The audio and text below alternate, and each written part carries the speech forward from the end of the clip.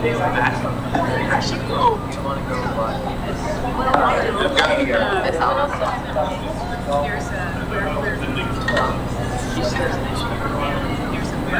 just said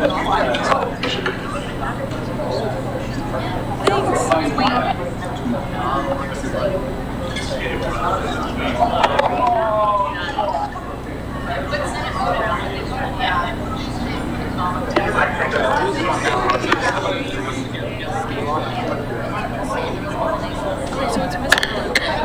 Yeah.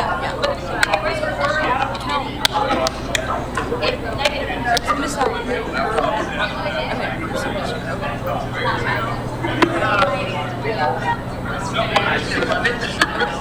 Wait, let's see what Agnes says, because Agnes just asked her. What did she say, Miss? And then what she said. Okay.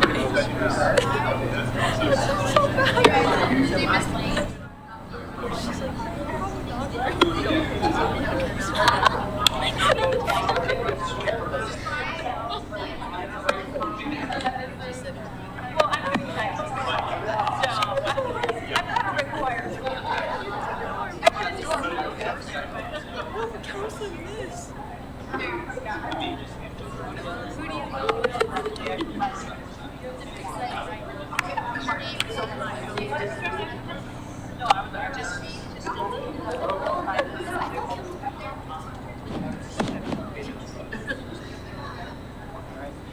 All right, it is 7 o'clock, so we're going to go ahead and get started. Good evening, everyone, and welcome to our USD 383 School Board Candidate Forum. My name is Kellum Lear, and I am one of the student organizers of tonight's event. Before I hand control over to our moderators, there are a few things that we're going to cover. First, I'd like to thank the Kansas State Political Science Department and the Institute for Civic Discourse and Democracy for their co-sponsorship, as well as the K-State Student Union for hosting us in the Wildcat Chamber.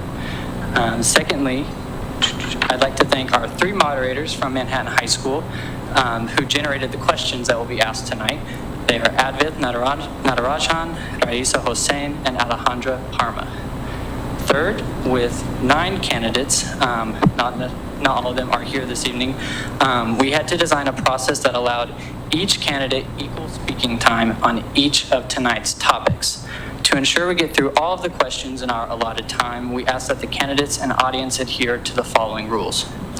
Candidates, please respect time limits and pay attention to the card signals that will indicate when your time has expired.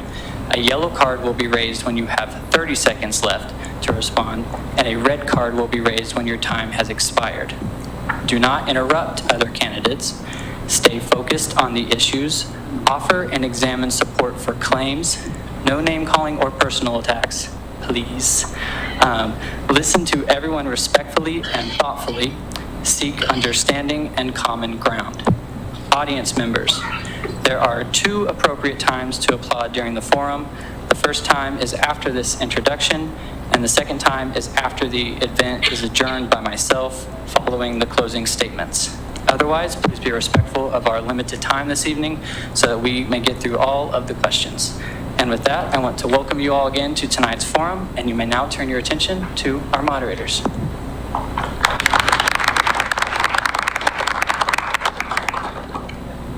Good evening, candidates, and thank you all for coming again. I'm Advith Natarajan. I'm a junior at Manhattan High School, and I'm part of the Mentor Student Publications and the MHS Civic Engagement Club.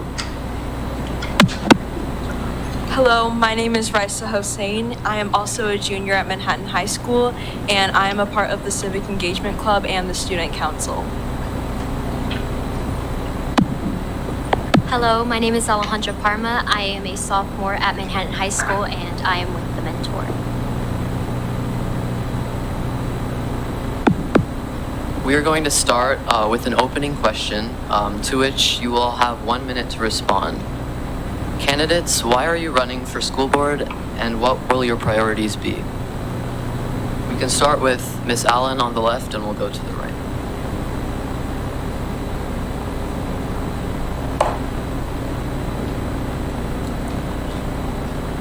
Can you hear me now? Yes. Okay. I'm Katie Allen, and I'll start with my 3 priorities for school board. One is success for all students.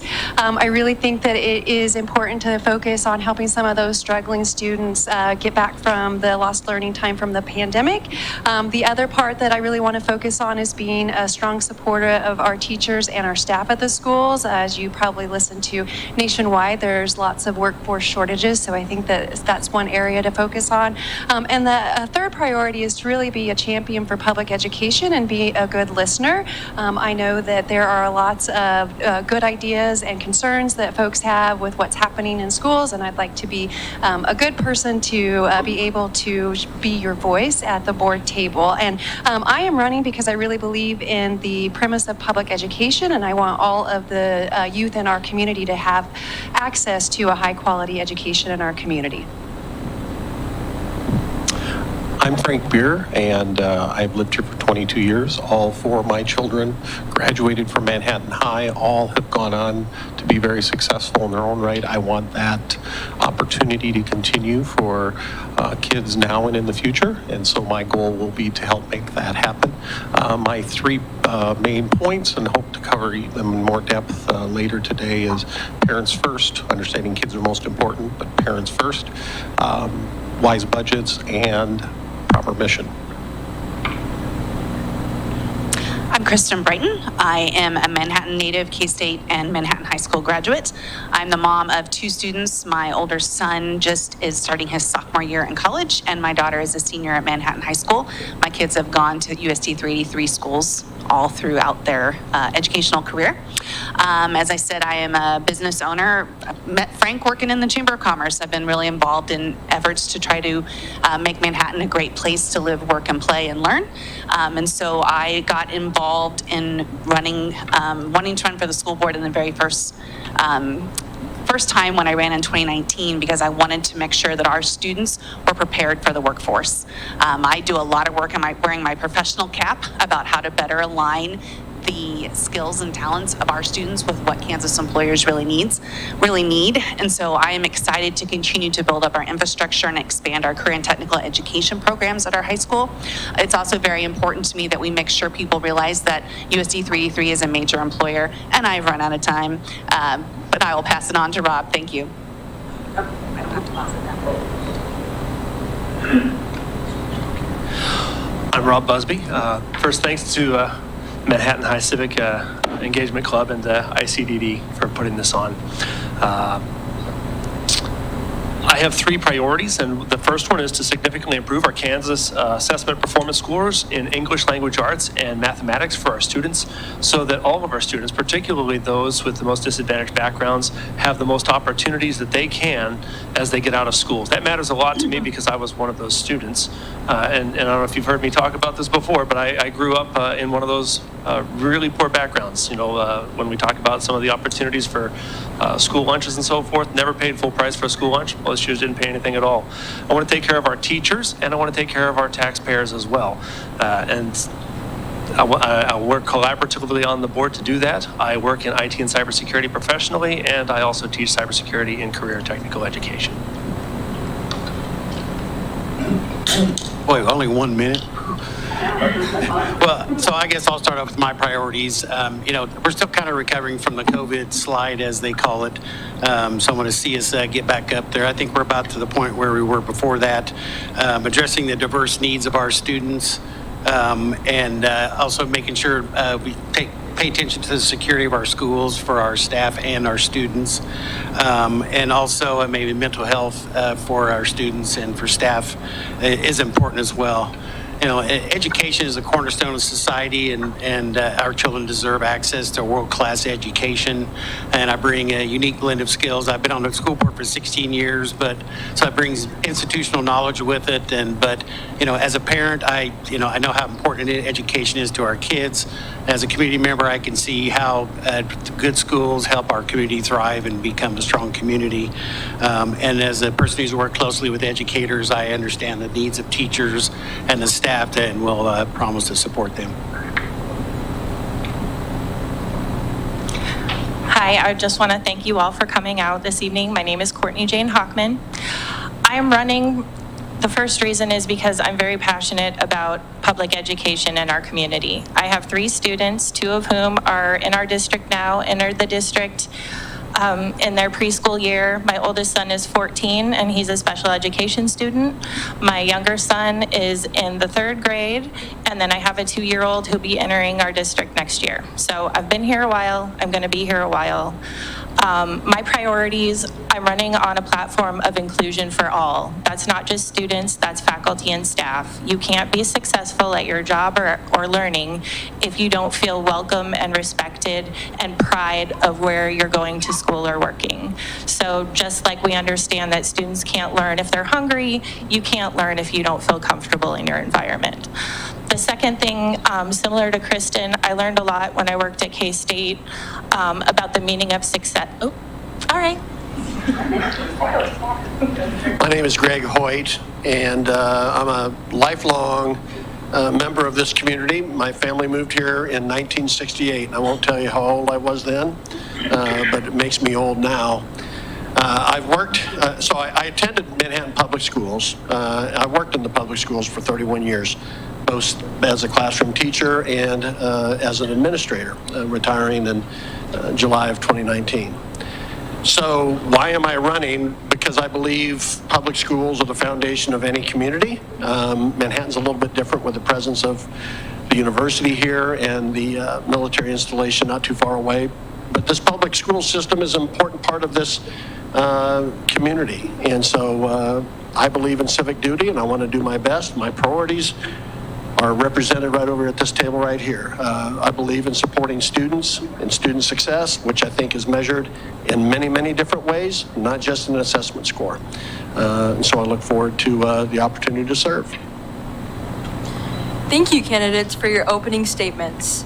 Now we will move into the first topic area of the night, which is parents. Your first question is for Dr. Allen, Mr. Beer, and Ms. Brighton.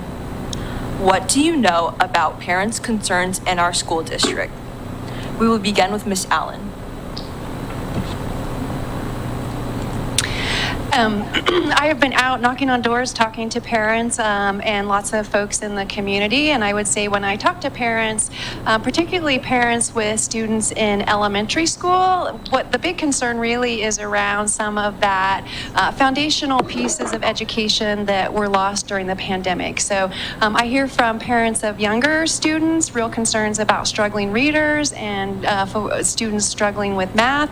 I also have heard quite a few concerns from parents about the use of technology. So why are we using iPads so much? What's really going to be the long-term effects of that? So those are the main things that I hear from parents. I do sometimes hear concerns about curriculum and social issues. And around those, I think, is a lot of misunderstanding of what's actually happening in our schools and classrooms. But I'd say as a whole, what I hear from parents is really wanting to focus on the learning piece and making sure that our kids are prepared for the next grades up. So if an elementary, ready for middle school, and our high schoolers ready for career.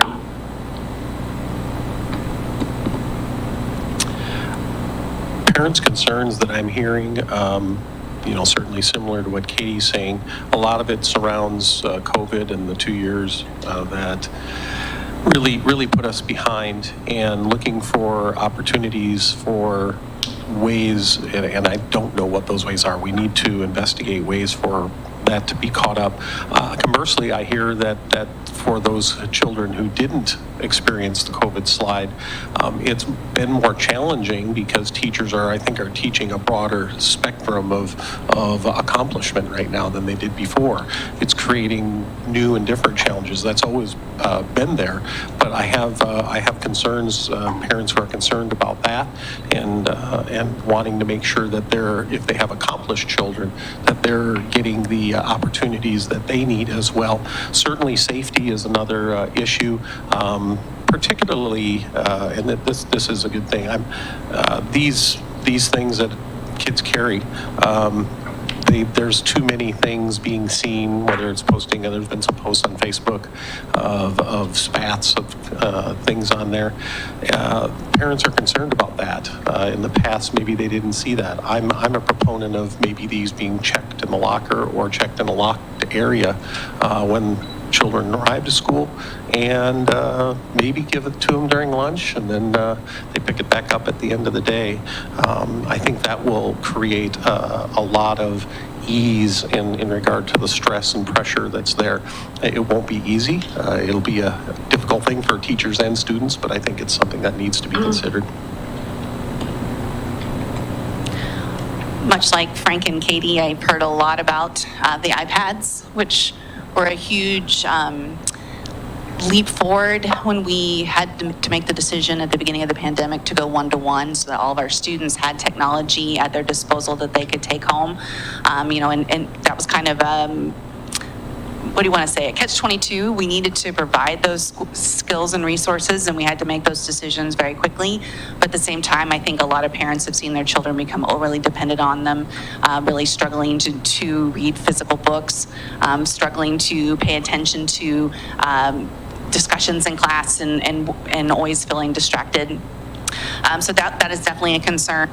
Definitely mental health has come up over and over again, whether it's that our teenagers are too stressed out because they have too much on their plate and they can't figure out how to manage their priorities of what is the most important thing to do on the 7 different items they have to do for the next day. I hear from a lot of families concerns that kids just have too much on their plates. Of course, then you also have to look at how active and busy some of our families are outside of the school day as well, and some of the choices that have been made in that way. So mental health, technology issues. I'm with Frank, and I've never actually got a chance to say this, but I would love to have the conversation about limiting phone use during the day. I think that's a discussion to be had. I think it's also going to be a struggle because of staff not wanting to put away their phones as well, because that's become such a huge part of life. But I would certainly be open to having that conversation. I think one of the big parts of the use of phones during the day that's really creating lots of inter-school gossip and kind of creating more of a reverberation of bullying and teasing and jokes and memes. There are times when those student discussions have actually brought about good things as well, though, students hearing things that they were concerned about that they brought to administration. But I think it would be very interesting to have a conversation about cutting back on the use of personal phones during the day. But so those would be the 3 biggest things that I've heard from parents uniformly. Thank you. Mr. Busby and Mr. Herman, this next question is for you. How would you identify and communicate with the appropriate stakeholders when making a decision? Mr. Busby, you will start us off.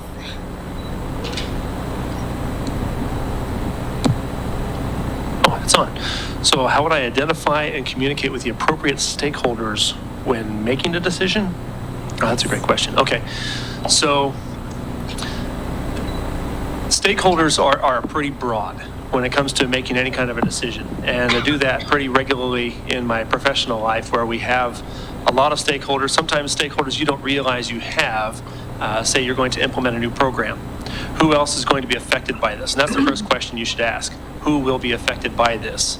And how will they be affected by this? What are the second and third order effects of that? The best way to do that also is to gather in a diverse group of folks. One person can't find that out on their own. One person doesn't have all those answers. The beautiful thing about a board is you have 7 people and you have a wonderful administration that you can work with to help find those stakeholders. So it really, of course, depends on the decision. It depends on what you're trying to accomplish. But those stakeholders are going to be incredibly diverse. The key is finding out how to get enough that's representative so that you have enough information to make a decision without putting yourself into analysis paralysis, where you're spending so much time gathering so much information from so many places that by the time you make a decision, the moment has passed and it's impossible to make the decision, or the decision is irrelevant. So it becomes a function of really knowing, and this is part of having the skills of having worked through tough decisions in large organizations before, and having worked through this stuff where you've had to deal with a large, say, a staff or something like that, which I've done in both the military and now in my professional life, where I have a fairly large staff that I have to bounce things off of. And a lot of that really does just come down to communication.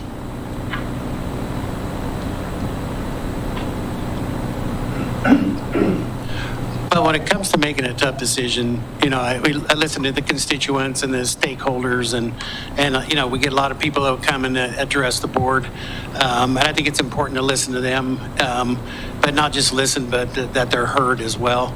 I also love it. A lot of times students will come in and talk to the board about a topic, and I give students a little extra weight on their opinions because they're on the front lines, and I give a lot more weight to that. But I also rely on our staff. We have a team full of experts who have advanced degrees. I'll listen to what they have to say. And also, and I will call the school principals if it's at their school and ask for their opinion as well.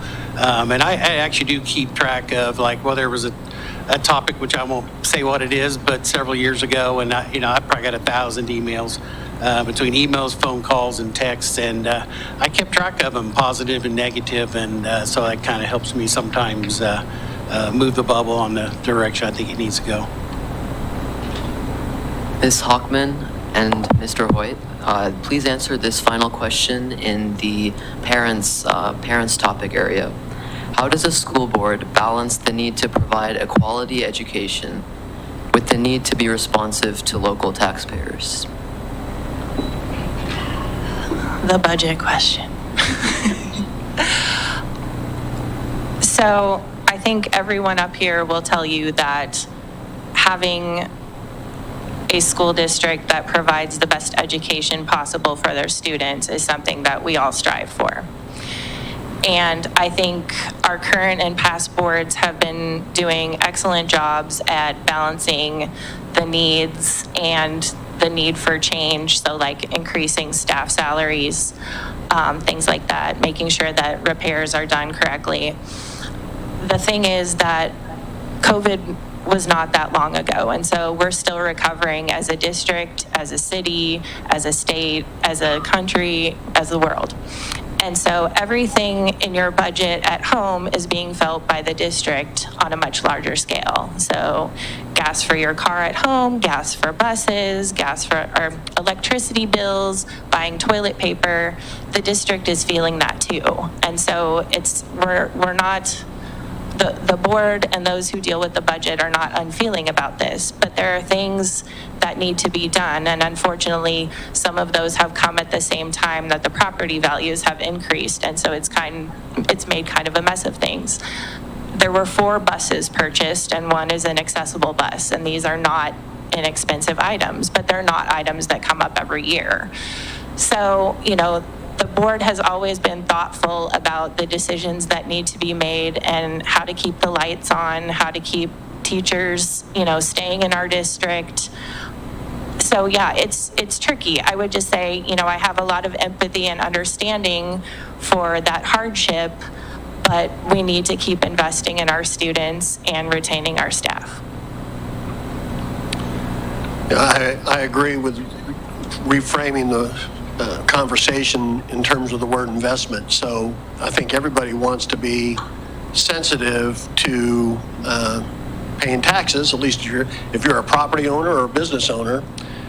And the issue is you've got 3 taxing entities that you have to be responsible for. So how do we be responsible as a school district? Well, I think we need to make sure that we frame all of our budget decisions through what is the impact on our students. It's not just test scores, it's student achievements. How is this going to affect students? And close to 80% of all budgets are tied up in personnel. The thing that is interesting to think about our community, Manhattan, is because we're a university community, we value education. And that's been demonstrated time and time and time again. Voters have stepped to the plate and taxed themselves to improve our school buildings, to improve our facilities. So the school district then does have an obligation to return that favor, to be responsible with the way that we choose to tax our property owners. One of the biggest issues that we're facing, and it's not just USD 383, it's every single school district in the state of Kansas, and that is the state is not fully funding special education to the degree that they should be. And so all school districts have an opportunity to levy a separate tax on themselves called the local option budget that's supposed to be for niceties. But over the past 20 years, more and more of the local option budget has gone to support general education and fill in those gaps that are underfunded in other areas. So I think we need to advocate with our state legislators to do what needs to be done in Topeka that will also help the school district. And the other thing that we can do is always look for ways to partner with the city and the county to combine resources where appropriate. Moving on to our second topic area of the night, teachers and staff. Mr. Herman, you will start us off, followed by Mr. Busby. Here is your question. How can we better serve the needs of teachers and staff? You will once again have 2 minutes to respond. Well, first of all, our teachers are the foundation of our education community. And people hear me say it a lot, people they can't name the last 5 Academy Award winners, but someone can always name a teacher who made a difference in their lives. Providing benefits and having a competitive salary and making sure, I think mental health is very important for teachers as well. They're under a lot of stress and they work very hard. And so providing them with those resources and we have a teacher shortage too right now, and so if we could make sure we have opportunities for more teachers to come in the district. Although we were lucky this year at the beginning of the school year in August, in August we only had like 3 teacher positions that had not been filled. It's the first time that's ever happened in our district. But making sure it's a great place for people to come and work, and we've got all our schools are modernized and up to date. We have new schools, and I think it's just providing support for those teachers, and it's not just the teachers too. It's also the staff. The bus drivers, the cooks, the maintenance folks. Bus drivers are a lot more important than people think. That's the first face most kids see every morning is the bus driver, and the last one they see at the end of the day. So making sure we take care of all of our staff, and we also got to make sure we take care of our paras. It's always been a topic ever since I've been on the board that we don't pay our paras very well, and we have the highest turnover, and they deal with our most fragile students most of the time. They're usually paired up with a special ed student, so that's important as well. I'll echo what Kurt said about the paras. I think that's important. When you look at our paras and you see the school board minutes and agenda every other week, you'll see a significant amount of turnover. It's a long list of names each time of paras that are no longer with the district and new hired paras, and then you see the salaries and the wages, and you recognize that they're not doing it because they want to make a lot of money. If someone's going into the school as a para, they're doing it for the love of the profession or for the love of the kids, and that does mean that we have to find ways to reward them. And ditto for bus drivers and other classified staff. I'll get to the teachers. Teachers mean a great deal to me because it was teachers who really meant the most to me in my life. It was teachers who changed the course of my life, and I'm talking about my computer science teacher at Manhattan High, who believed in me when really nobody else would have believed in this kid who was not doing so great in any of the other academics. My 6th grade teacher, I'm not going to say much because it'll get me all choked up. She saved my life, and I'll just leave it at that. These are our professionals, and that means we take care of them. We take care of them in the way that they want to work for us, that they know that. When I was president of Future Teachers of America, my dad said, "Are you crazy? You're not going to make any money." I think the salary is like $18,000 or $20,000 a year or something like that in those days. It's still very low. And in fact, I saw a chart the other day that equated that with a lot more. In other words, we're paying our teachers 10% less dollar over the years than we were back in 1990 if you used inflation-adjusted dollars. wow, that's incredible. So I think we can adjust the salary scales.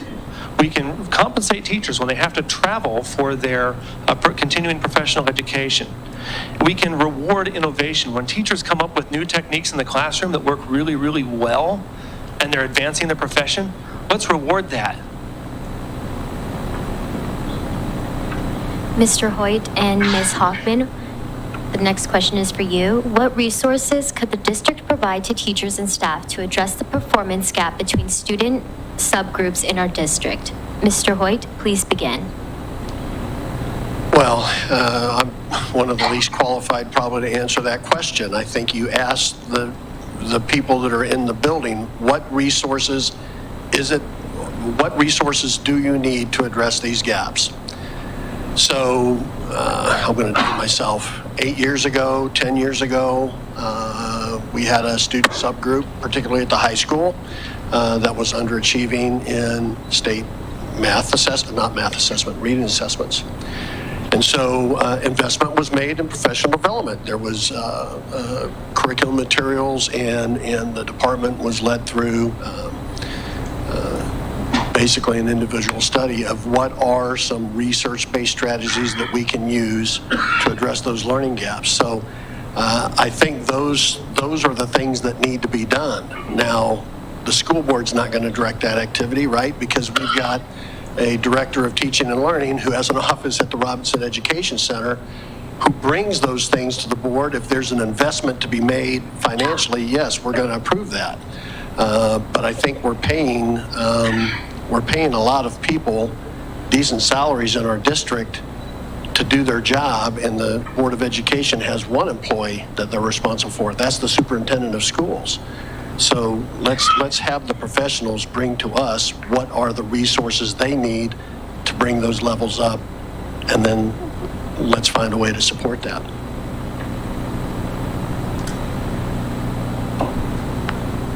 So one thing that has become a hot topic all over the country is about what teachers are allowed to do and how they're allowed to teach. And if you know anything about K-12 education, the state has set standards for each grade level. And one of the things that I have found to be so helpful in student success is letting teachers be free to teach that content in creative ways, in innovative ways that fit the group of students that they have at the time. Not everything works for every student, and I should know because I have one of the highest need special education students in our district. And if I had gotten the para question, I would have gotten cut off much earlier. But the fact of the matter is that we need to listen to teachers. We need to trust our teachers. They are professionals with specialized degrees, and we entrust our students to them every day. And so these ideas that they need more oversight in the classroom is incorrect. That's what's eating up time that could be used for learning and teaching and innovating. One of the things I recently learned about that our district is doing is offering some Spanish language classes to help our emerging bilinguals, which is a really cool thing. And so those teachers will be able to help students that speak Spanish and are trying to learn English so that they can have higher comprehension. The other thing is let the teachers come with suggestions for professional development that might fit them. I know this is something that is already done. Teachers will suggest it, and sometimes they'll receive the funding and sometimes they won't. Sometimes it'll fit better. But yeah, listen to teachers.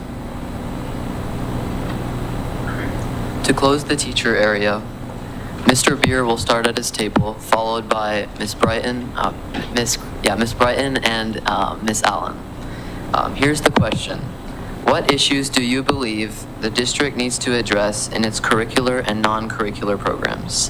What changes would you recommend? You know, I think that's going to be important. That's input that needs to come from the professionals. I don't know that that comes from the board. I think the board takes input on that from the professional staff and then looks to make sure that it fits the mission that is being there. I don't know that that's a top-down approach. I think it's a bottom-up approach. And the board's job is to set a general mission, give that to the staff and administration, and then let them bring that to the fore. So that would be my answer, is that is something that I would take advisement from administration, from the teachers, and from the professionals, and then react and manage that if necessary. But I think, again, it's something that the board is not. It's not their job to bring that down. So right before I took my seat on the board in 2019, we went through an extensive strategic framework process where we did exactly that. We had an extensive listening process. We had a facilitator come in, and several years were spent creating a whole strategic framework full of objectives and strategic goals that we were working towards. And honestly, when the pandemic hit, that really got kind of put aside. So I think we went through an extensive process, and it's time to pick that back up. Probably we hired a consultant this year that did some check-ins with that. But my feeling was it was just kind of sort of a check-in, but it wasn't a lot of progress. I felt like they had to report back. I would really like to get back to a lot of the, what I call goals. They're called indicators of success in the document, where we really set some pretty high goals for student achievement in several different areas, looking at different state assessments, looking at graduation rates and so forth, and it's very much spelled out in the document. So I think now that we have gotten through the pandemic, we've had a change of superintendent, we have several people who are in new positions in the district. It's a great time for the board to do some long-term visioning and to get back to those goals that hundreds of hours were put into in 2019.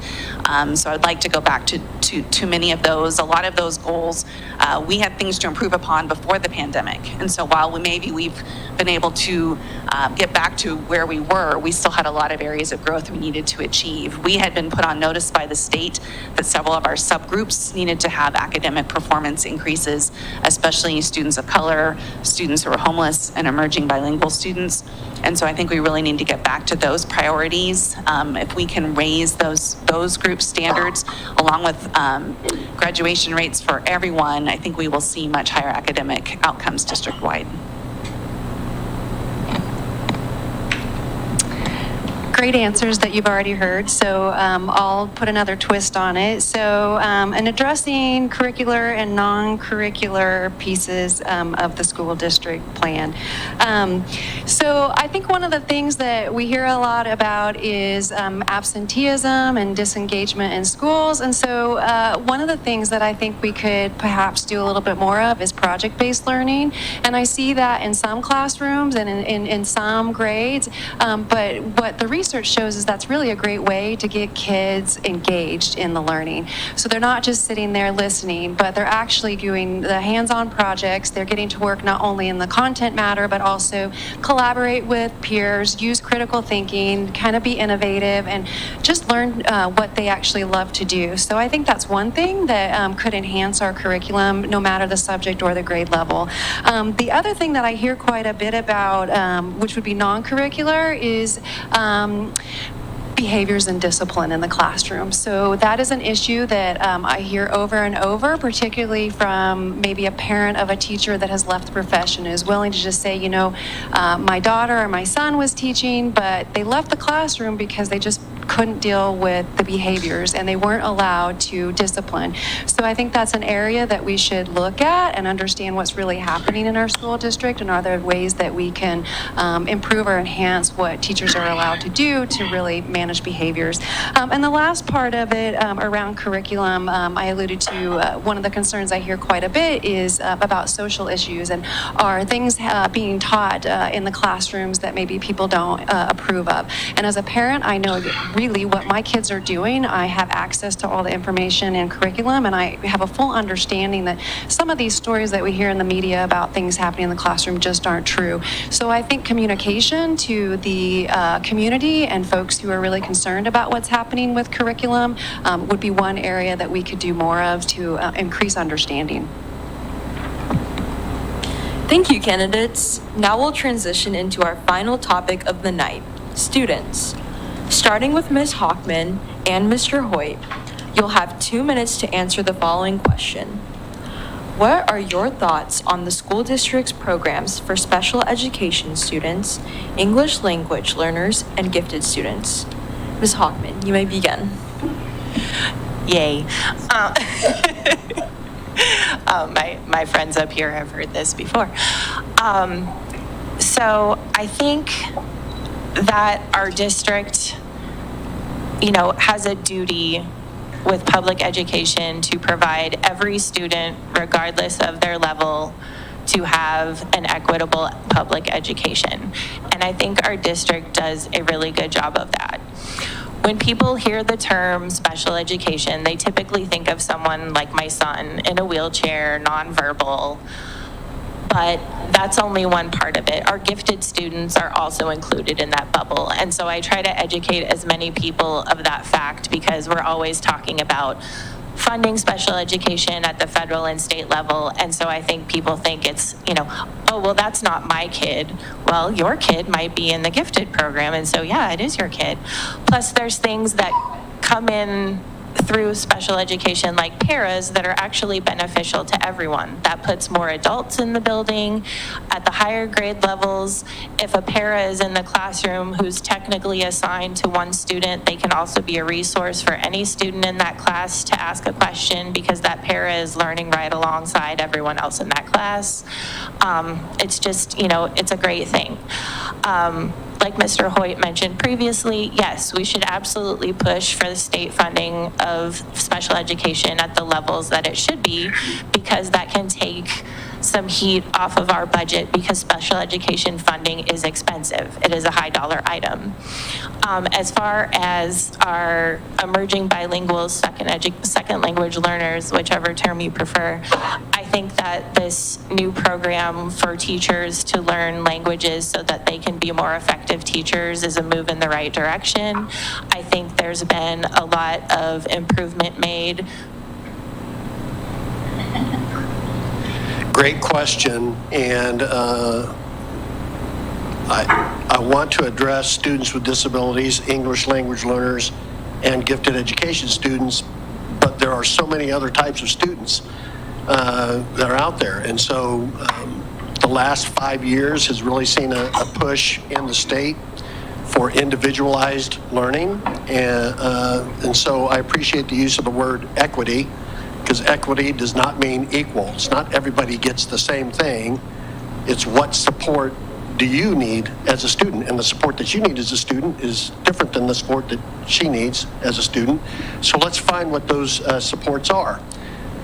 I like what's happening at the high school. I'd like to know what your views on it are with the advisory, because the purpose of having advisory at the high school is to nurture those individual relationships with that student and develop an individual development plan for each student. So special education students have individual education plans.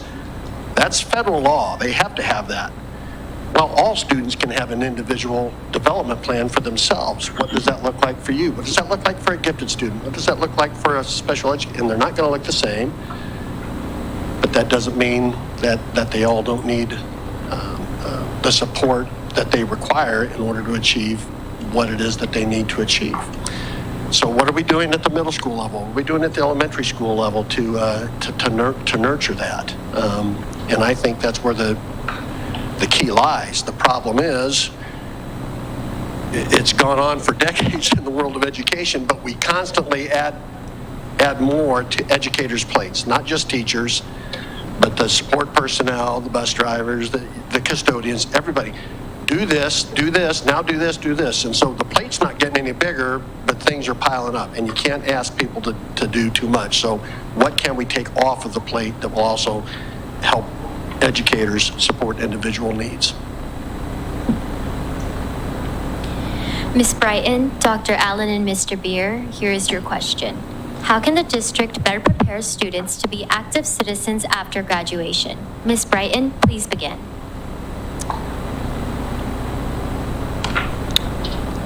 Thinking of a couple different ways to take this. Certainly, we want our students to graduate and become active members of our communities. And so I think one of the most important ways is to make our students feel that they have the skills to go into the workforce. I think we want to make sure that students realize it's not really that important where you go to school. It's more important what you learn and what skills and talents you achieve within yourself so that you can go out and start a successful career. So we certainly want our students to feel empowered to figure out what's next after high school and figure out which direction they want to go into. We certainly want them to learn to be engaged members of society. We want them to know what's going on in their community, whether that's through reading the newspaper or to actively joining civic organizations. I think we want to make sure that our students feel that they have ownership and responsibility to be part of a greater community. And certainly that's many of the lessons we hope students take from being involved in organizations while they're in high school, but also make students feel that they are listened and wanted as part of the community. I think a lot of young people feel like they don't have any power and voice, but in almost every group that I've been involved in Manhattan, we wish we had more young people actively participating and giving us their opinion and becoming part of our leadership. So I think making students feel empowered and brave and confident to get involved, and so they realize they'll be welcomed at the table and that we want to see them there actively part of our community.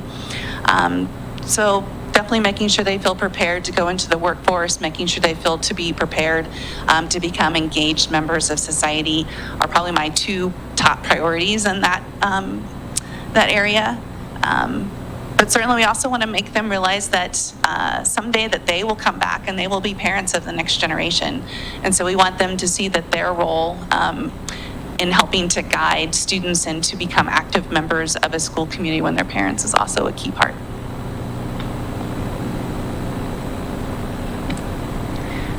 You said everything I was writing down, so I'm going to have to start from fresh. I think Kristen had a good answer to that. And one of the things that I was writing down as I was thinking of my answer was the same thing, making sure that we have our students leave and actually the whole time they're in school have confidence in their ability and skills and who they are and what they want to do. And I think the schools are doing a really great job of exposing kids to a lot of different opportunities, whether that be through clubs at different elementary, middle, high school ages. Engaging in sports is another thing.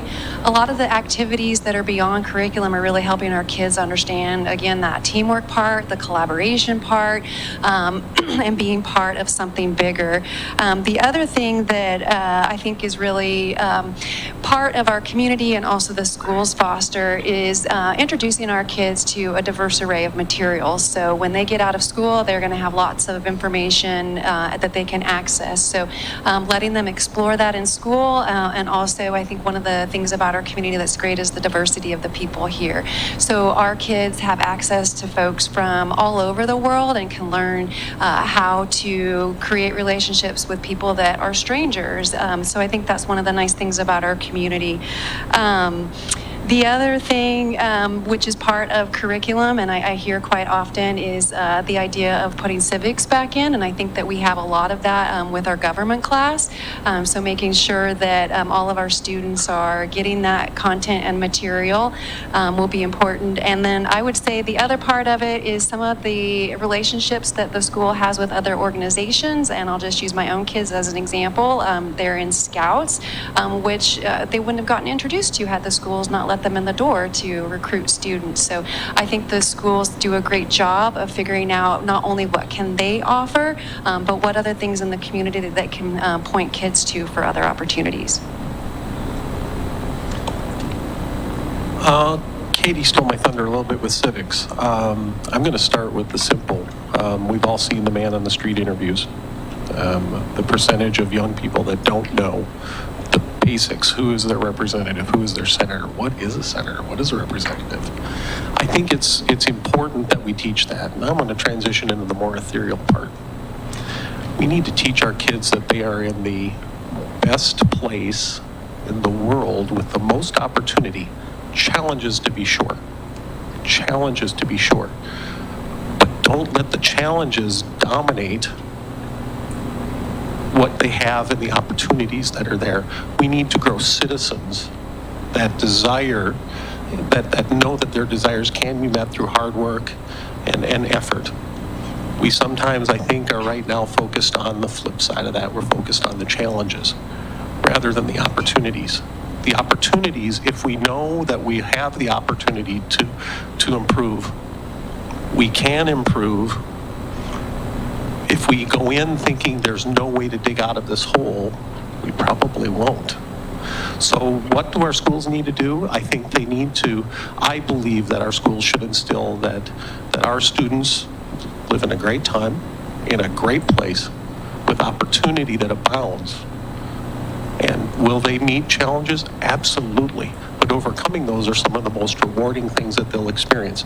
This is an area I'm passionate about, and I think that that's something that could really, we talk about getting kids enthused.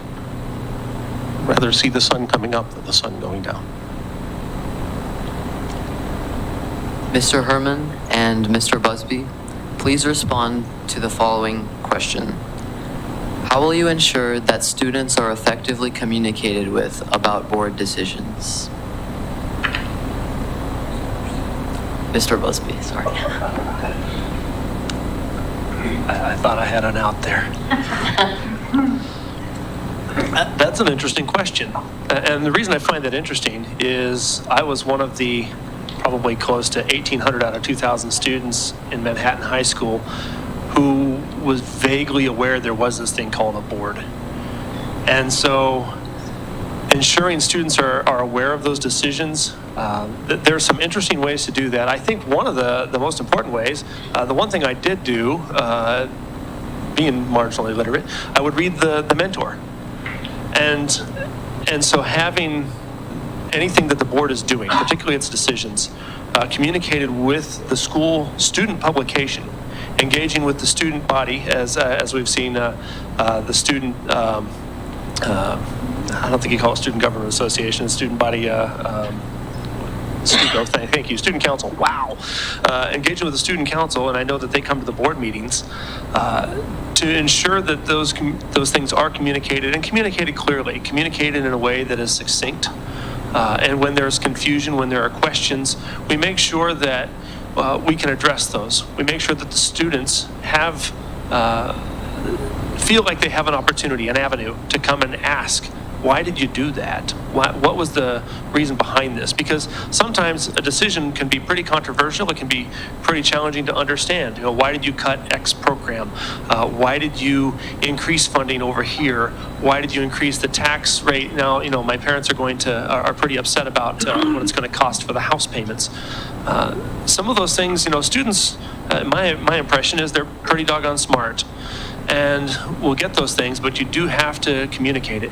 And so using those avenues, the Stuco, the mentor, to make sure that you let them know, I think are some terrific avenues. And of course, we have all these communications tools now as well.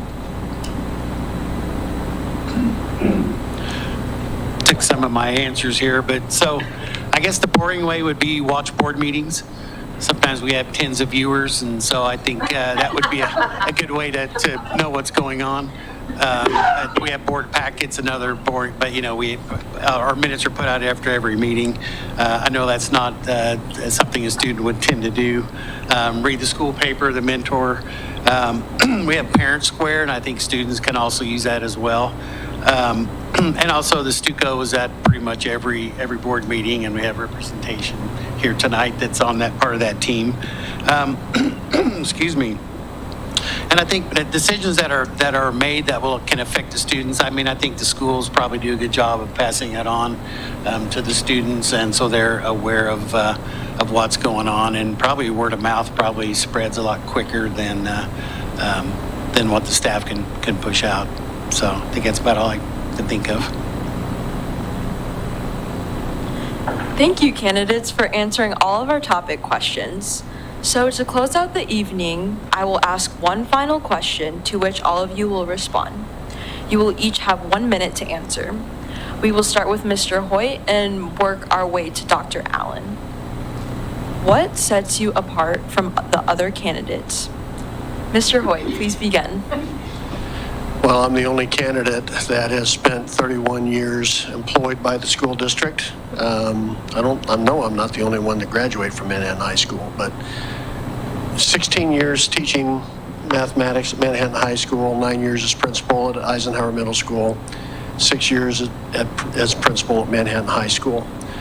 And not that those experiences mean that I have all the knowledge I need to encompass myself to be an effective school board member, but I think those experiences count for something. I've lived a life, and so I understand what administrators go through. I understand what teachers go through. It's been several decades, but I remember what students go through, although the world is a lot different now than it was when I was going to Manhattan High School. I love this question because it's something I've thought about a lot. Why should I be sitting here? What makes me different? The first thing is that I'm running as a parent. You've probably seen in the newspaper or in other things online, I'm listed as a stay-at-home mom, which is pretty poor of a description of what I do. I spend lots of time in my children's schools. I volunteer in the community. I have degrees from K-State. I've worked at K-State. So I've seen what the next steps look like. What sets me apart is that I have the privilege to make this my job. Education for our students in our district is a passion of mine, not just for my children, but for all the children. I have a diverse group of friends and families in this community. I have relationships with all levels of staff and teachers, and that's who I'm here to support and to bring voice to the table.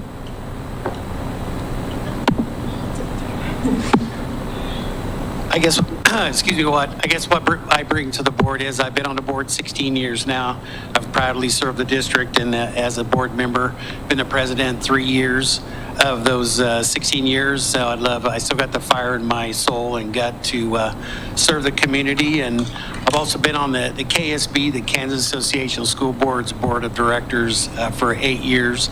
And I represent 43 districts at the state level in Topeka. And that gives me statewide and knowledge that I can bring back to our district. And I have a good relationship with the legislators in the Senate. And I advocate for students at Topeka as well. I proudly served the district for 16 years. My efforts as a board member will always be centered on students and staff, no matter who they are, what their background may be. And this is not possible without our staff, and we need to be sure we provide them with the resources necessary to do their jobs. And we are not successful because of our school board. It's our staff and students that make us great.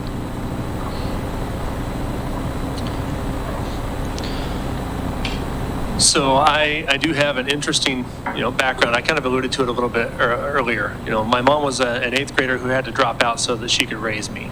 And that kind of sets you into a position of understanding the challenges that a lot of the kids are going to have. And I was able to see how the different teachers and how the world kind of shaped that. I ended up out there in the world where I was now teaching the direct products of the high schools from across our nation, teaching them some complex subjects right after they graduated. That thing you do when you get out and you go into something new. And then I got to lead some of them and take 19-year-old, someone trusted me with their 19-year-old daughter in a foreign country to take care of her and make sure that she was safe and trained and prepared to go into a combat zone and bring her back home again from places like Iraq and Afghanistan. Those are important things. I lead multi-million-dollar budgets now in an organization that's a complex organization, just like a school. So I can lean on all of those skills and experiences and bring those to the table to work as a collaborative member of a team. So I'm somebody who likes to recognize problems and come up with solutions. I like to think of myself as a big idea person. That's what I do professionally. That's what I've done over and over again in my career. I find a problem, I come up with a solution, I do the hard work to make it happen. Whether that was helping to start a summer camp for students with autism here in the district, being involved in helping to build a relationship between the Chamber of Commerce and the school district and starting our Classroom to Careers program. And I have 2 programs that I really would like to see brought forth in the next couple of years. One would be creating a student success center where we collaborate with the community to create much greater number of student apprenticeship and internship opportunities for our high school students, which will require a lot of outreach and communication and work with our business community. And then ultimately, I'd love to see us start a student career academy in the life sciences, or we could actually help a small subgroup of our students prepare for the jobs that Manhattan has really planned its economic development future around. So whether it's helping students prepare for careers in healthcare or helping students prepare for jobs in biomanufacturing, I want us to help give students a leg up, and that aligns with our economic development goals. I would be remiss if I didn't say one of my unique skills is having the experience of bringing 4 kids through the system and being involved with them, and it gave me an appreciation for that, and I badly want that same opportunity for kids today and in the future. But what unique skill I think I bring to the table is I'm a lifelong business person. Numbers aren't scary. And one of the things that I've challenged the board on is transparency, making sure that there's discussions that are had. We just had the largest tax increase that I believe has ever happened in this district, and there was virtually no discussion. There was presentations, but there was no discussion about what that was for and whether it was needed. And I think I've warned the administrators that the meetings might go a little longer if I'm there, because I am going to ask questions, not before the meeting, but during the meetings. I'm also the parent of 2 students at middle school here in the district, and I think that what is unique about me is my experience and my education that has led me to this point. So I have over 20 years of experience working with schools and state education agencies and nonprofits on a wide variety of policy and systems issues that affect students. I started my career working in early childhood development, and I've done everything from working with middle schoolers after school to teaching graduate students about school continuous improvement processes. The work that I do right now is really focused on system challenges, not only in our state, but across the nation. And one of the things that I bring is a network of understanding what's happening with other districts, the tools and resources that they're using to solve problems, and fresh ideas on how we might approach some of the challenges we're facing. I also think that I'm a listener, and one of the things that sets me apart is my priority to listen to others and be a champion for strong public education. All right. Thank you, candidates, for participating in our forum tonight, and thank you to our 3 student moderators for your excellent questions. This concludes tonight's event. Next Monday, October 23rd, in this same room, the Wildcat Chamber, we will be holding a second forum for Manhattan City Commission candidates. It is also from 7 to 8:30 p.m. Lastly, I want to remind everyone that advance voting starts tomorrow. You can also request a mail-in ballot to vote from the comfort of your home at ksvotes.org.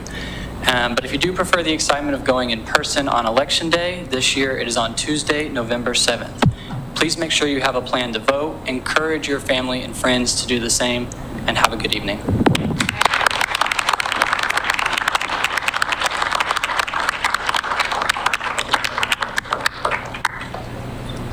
What are you doing?